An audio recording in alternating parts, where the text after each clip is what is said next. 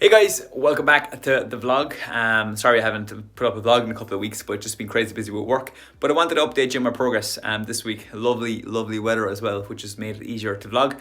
Within this vlog, I'm just going to put up a physique update. I'm going to show you what way my weight's been going. I'm going to give you some tips to stay on track, especially when you're on a lower calorie diet. So some of the hacks I use just to make sure that you stay on track and you can stay accountable throughout the process of your diet.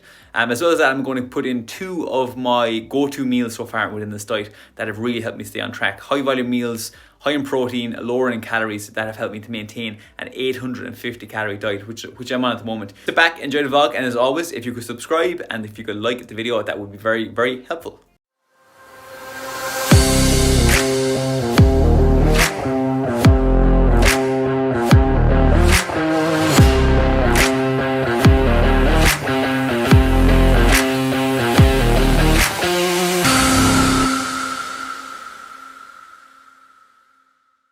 So guys, 3 tips of how to stay on track when you're going through a dieting phase, especially if it's a hard diet where you are restricting your calories and you're trying to get quick results, maybe for an event, a photo shoot, a wedding, some people even for a show. Here are my best 3 tips. The first thing we have to consider is keeping full. Hunger is the biggest enemy of any diet, so we have to make sure that we're to some extent full throughout the dieting phase. Restricting calories, you're going to get some hunger, it's natural, but we have to minimize it as much as we can. One thing to keep yourself most full in a diet, and I know it sounds simple, but make sure your food quality is high. Build your nutrition around vegetables, fruits, and lean meats. Some whole grain carbohydrates to a lesser extent. Whatever you're eating, just make sure it's high quality, it's voluminous, and that it's filling you throughout the day. As well as this, try to stop snacking on foods that aren't going to fill you too much. Higher fat foods such as nuts, kind of sauces, high calorie sauces, things like that, cheeses, mayos, they're not going to fill you and there's a lot of calories in them. Again, you can fit them into your diet, but you want to minimize these when you are dieting hard, especially. Obviously, then things like the junk food side of things, like chocolate, potatoes, like that, all that. Again, you can fit some of it in if you want, within reason, but it's not going to fill you, so you have to be smart with stuff like that. So guys, one of my go-to meals when I am cutting is an egg white omelette. Now, egg whites they're very versatile. They're great when you're dieting because they're low in calories, really high in protein, and like you just get a lot of volume for how many calories you're actually eating. So they're obviously a great alternative, but if you're not dieting hard, you can still eat whole eggs. Whole eggs are good. Egg yolks are healthy for you. They just have more calories. So when you're dieting and you're trying to keep the calories lower and trying to get a lot more food volume in, egg whites are a great way to go. Or you could do a mix of both. You could have 1 whole egg and full egg whites if you wanted that. So I get my liquid egg whites from Bulk Powders. So they're a UK-based supplement store. So that's the only place I actually see them in like bottled form. You could probably buy them in the shop in bottled form, but I actually haven't seen it anywhere local yet. So you can keep your eye out for them. But they're handy when they are in a bottle because you don't have to throw away the yolk and separate them. So here are the rest of the ingredients I'm going to be using in the egg white omelette. It's pretty simple. So I'm just using some lean bacon medallions. I'm going to use 2 of them. I'm going to chop them up. Some 50% less fat cheese. You get that in Aldi. Got half an onion. Then I got a green pepper. Just going to cut up some of that. And then some mushrooms. So the first thing we're going to do is hit our pan with some Fry Light spray. Just about 5 or 6 sprays of that. And let it heat up as we're chopping up the rest of the stuff. As the pan is heating up, I'm going to get to chopping the rest of my ingredients. So I'm going to start with the lean bacon medallions. Now these are actually great because they cook really quick. They cook really quickly in the pan. So it's going to chop up in small bits so that we can disperse them evenly around the omelette. I'm going to chop up some mushrooms, roughly around 80 grams. I want to cut these nice and small again because I don't like them too chunky inside my omelette. I like them to fry up nice and quickly. We're just going to chop a small bit of green pepper.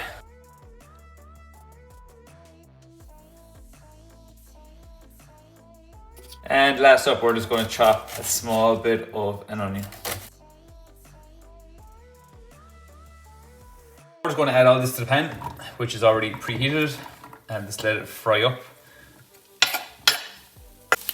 Season it how you like. I'm just going to go in with some garlic granules and some onion granules as well. Some smoked paprika also goes well with this, but I don't have any.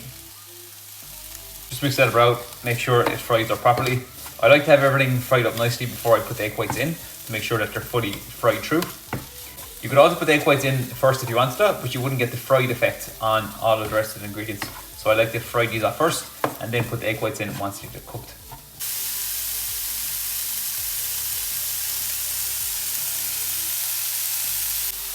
Okay, I think we're about ready to go with our egg whites. So we're going to go in with about 250 mils, give or take. Just to make sure it doesn't stick to the pan every so often, you're just going to bring in the edges like this. While that's cooking up, what I'm going to do is I'm going to put on the oven to about 180 degrees, 200 degrees.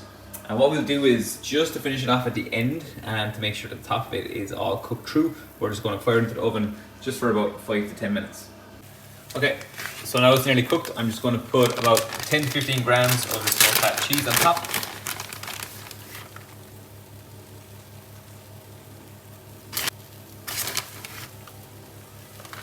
And now we're just going to put it in the oven for about 10 minutes to let the cheese melt and to let the top harden. As that's cooking up, I'm going to toast 2 slices of 60 calorie bread. I got this one in Aldi, but you get it in any shops. You can get the Brennan's. This is the Aldi version.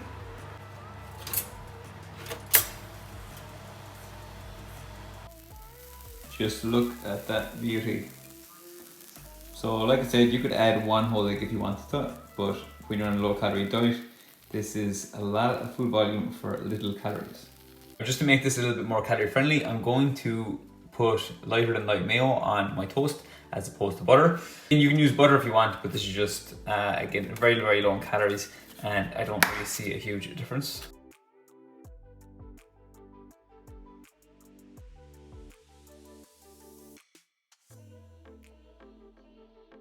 And here is the finished product. Not bad for the amount of calories. I'm going to put the calories and protein on screen, but you can see again, when you're in what I am in a photo shoot diet, something like this is so ideal because it's low calories, really filling. Like I said, if you weren't in a photo shoot diet, or if you weren't in like a time constrained diet, you could definitely get away with higher calories and adding in some more like butter and whole eggs and stuff. But for me at the moment, this is perfect. It also looks like a smiley face or like an emoji.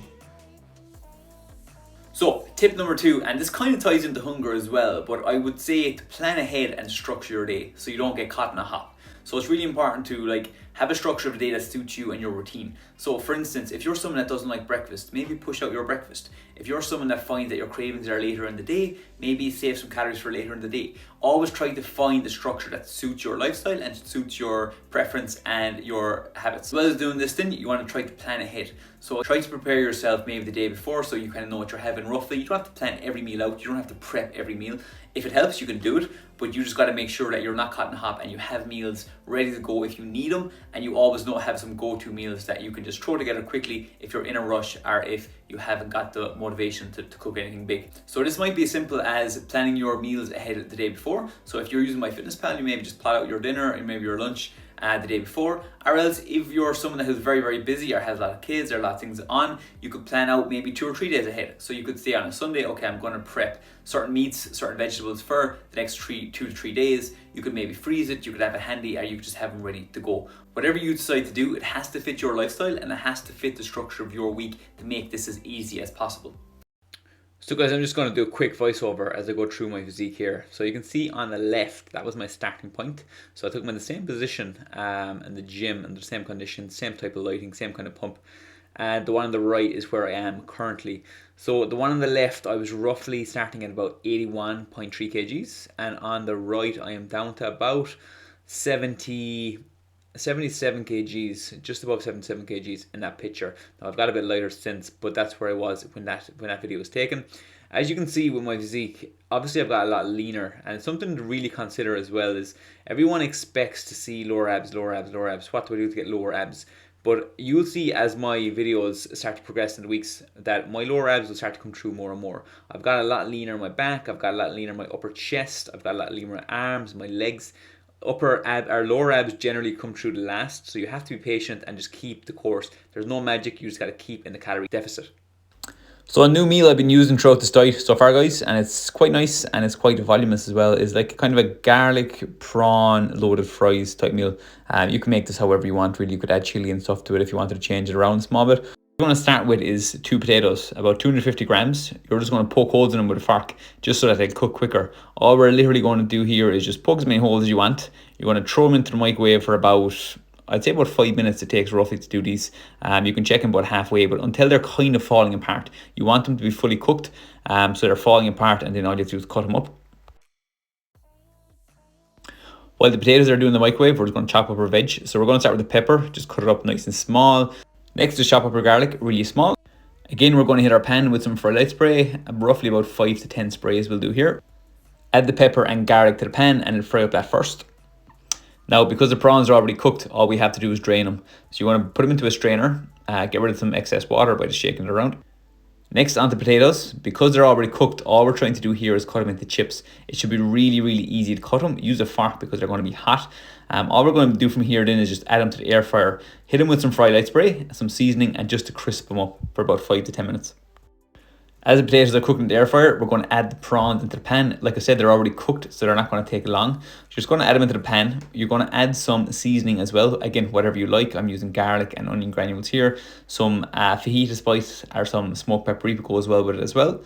As well as this, I like to add in some lemon juice. So I just use the one that I get in the container, but you can get obviously fresh lemon juice if you want to squeeze that in there as well.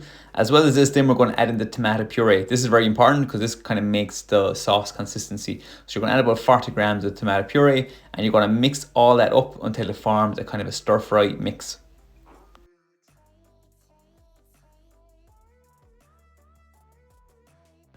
Once the potatoes have been in there for about 5 minutes, what you want to do is just shake them around to make sure the ones at the bottom are getting done as well. Spray them with fry light spray again and just put them back in for another 5 minutes. Finally, all we're going to do is plate everything up. So chips come first. You're going to load the chips with some prawns, and then you can top it with whatever you want.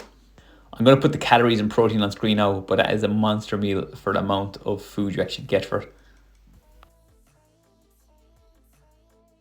Okay, so tip number 3 and the final tip is to stay flexible, but not too much. You want to have the mindset of you can be flexible if you need to be. So if something goes a little bit off, if you're a little bit off plan or something comes up, or maybe you just have a bad day, a bad meal, make sure that you're flexible in that, like, you can make up for it later if you want, but the most important thing is you get back on it straight away. You don't leave one bad meal or one bad day ruin your whole progress. It's really, really important to be flexible, but not too flexible. Not go to the other end of the spectrum where you're just letting yourself go the whole time and you're just saying, oh, it's okay, I'll get back on it tomorrow, when you actually don't. That too often, especially if you are time constrained. If you have a photo shoot or if you have something planned and you want to get to a certain place at a certain time, you have to make sure that you're not letting yourself fall off too much. Remember, the more flexible you are, the longer the diet is probably going to take, and that's okay for some people if it suits your lifestyle and you have nothing coming up in the near future. That's okay, make it work for yourself, but don't go to the end of the spectrum where you're just falling off all the time and saying it's okay, but knowing that you're actually not progressing.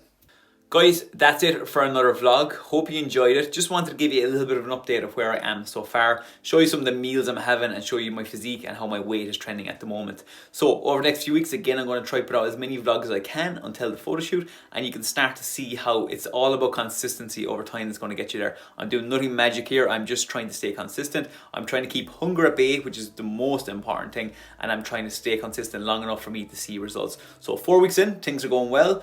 Next week, I'm actually going to be taking a deload week. So this is my 5th week. So I'm going to be finishing off week 5. In week 6, I'm actually going to be taking a deload week from training because my training's been going very well and I need that little bit of recovery. So for next week, I'm probably going to be dieting for 4 days, and then I'm going to be on a diet break for 3 days. So what this diet breaks lets me do is just kind of refresh myself and just recover fully at the end of my deload, so I can kick on then for the next 5 to 6 weeks after that. Already nearly halfway through. Again, consistency is everything, because this will go quite quick if you can stay consistent long enough to see it happen. And by the time I get to week 10 and week 11, I'll definitely be in the shape I want to be in, and probably be beyond where most people want to get anyway. So if you can put a good solid 8 to 10 weeks in anytime, you're going to see some great results.